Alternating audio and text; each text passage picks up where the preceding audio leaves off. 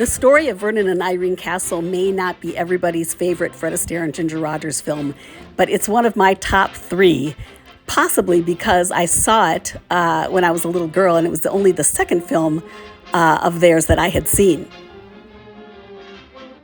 The film was released in 1939 and was the last of their films together at RKO. They were to make one more film, The Barkleys of Broadway, in 1949. But it's especially interesting because it was close to Astaire's heart. It's hard to imagine him having an idol because he was so amazing, but Vernon Castle of the Vernon and Irene Castle team was his idol. As you can see here, they even kind of looked alike. As a young man, Astaire had seen Vernon and Irene Castle on stage multiple times, and no one ever eclipsed Vernon Castle in his estimation. And so it was with great excitement that Astaire and Rogers approached the making of this film, which was their ninth and was very different from the previous films that they had made, which were not biographical. The director of the film was H.C. Potter, who is seen here on the set with Ginger, and he had never directed the screen team of Astaire and Rogers before. Irene Castle, who was alive at the time this film was made, is credited with the costumes, but boy, did she give Ginger Rogers a hard time during the making of the film. According to Ginger, Ginger would show up on set in one of the costumes, and Irene would say, "That is not what I wore." And Ginger was, left to kind of take the brunt of that, even though she wasn't the one who designed the costumes. They were basically adaptations designed by Walter Plunkett, based on Irene Castle's original designs for herself. Incredibly, this costume from the Tango number still survives, as well as this costume from the Missouri Waltz number, and I want them both.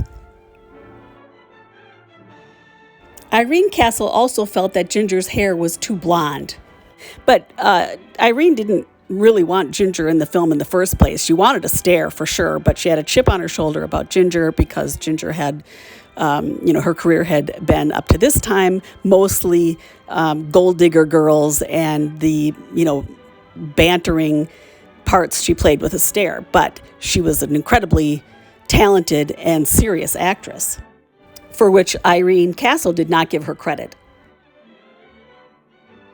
Astaire's costumes were pretty straightforward, and though he liked Irene Castle, he did have sympathy for Ginger and said he was very happy he didn't have to deal with Irene on the costume situation. Walter Brennan and Edna Mae Oliver were the supporting cast members, and they are both scene stealers, but very, very funny and add a lot to the film. And interestingly, the part of Lou Fields, the producer and co-star with Vernon Castle in The Henpecks and others, I think, was played by none other than Lou Fields. Although Fred Astaire and Hermes Pan choreographed the numbers, they are very much Vernon Castle's steps and style, which Astaire knew very well because he had, as I said, idolized him and watched him many times on stage. And true to form, Fred Astaire, ever the perfectionist, made sure that the steps were exactly as Vernon performed them.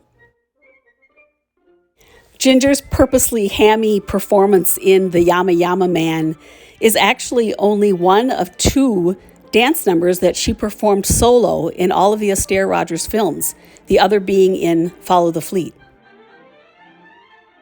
The song Only When You're in My Arms is the only song that was written for the film. The others were of the period of the Castles, give or take a year or two.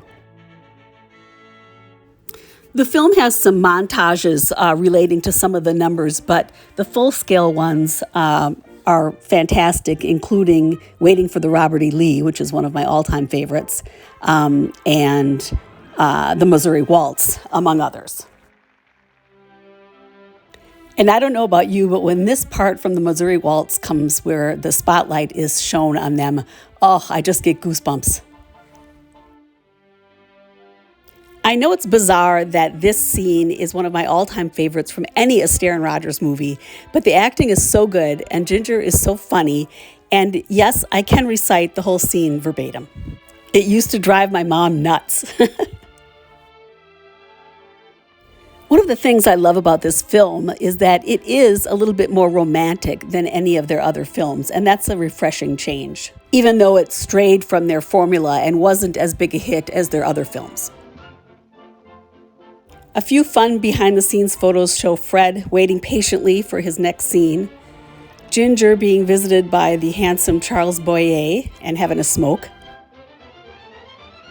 Ginger and Boyer talking with H.C. or Hank Potter, the director, and Ginger being careful not to burn herself on that old-fashioned iron.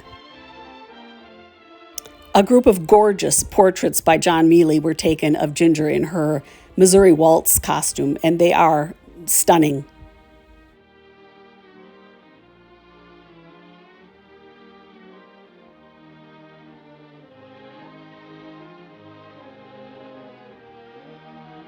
Here is one that's unretouched and then retouched.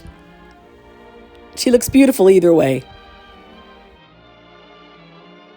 And speaking of the Missouri Waltz, Ginger wrote in her autobiography that even though they didn't know for sure that this was their last film together at RKO, there was a feeling amongst everyone that that was the case. And this number was the last one they shot, and she said that people were coming from far and wide on the RKO lot and even from other studios to see this number filmed, and that she got very teary-eyed at the prospect of it being the last dance they would ever do together. Luckily for us, they made another film in 1949.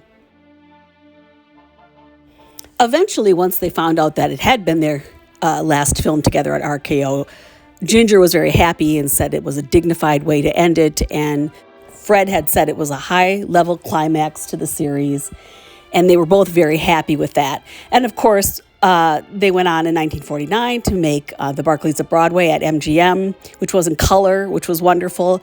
But I, for one, could go on seeing more 1930s type films as they made at RKO forever and ever. But I'm thrilled and grateful for the 9 films we have from that period. And I'll leave you with this parting shot, which is actually a still from the last scene in the movie. Thanks for watching.